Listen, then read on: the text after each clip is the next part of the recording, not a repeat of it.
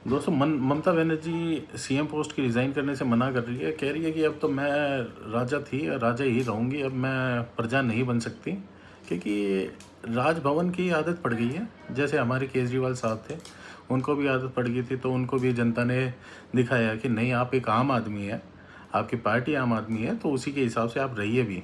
तो उनको भेज दिया गया था पंजाब में। तो ऐसे ही अब हमारी ममता बनर्जी जी हैं, वो भी अब कह रही हैं कि भाई मेरे से अब रहा नहीं जाएगा, बिना सिक्योरिटी के बढ़िया बढ़िया पकवान खाने हैं, बढ़िया महलों में रहना है, तो अब मेरे से नहीं रहा जाएगा, मुझे मुख्यमंत्री रहने दे। तो मान जाइए, उनको रहने दीजिए। पर जो हमारा संविधान कहता है वो अब मना करे या कुछ भी करे, तो उसमें तो भाई कॉन्स्टिट्यूशन में तो पावर दी गई है गवर्नर को कि भाई प्यार से मानो या दूसरे तरीके भी है। भाई दूसरे तरीके का मतलब ये नहीं है, मार पिटाई की बात नहीं कर रहा हूँ।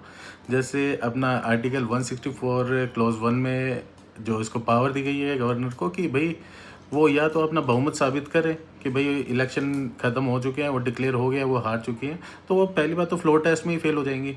ठीक है।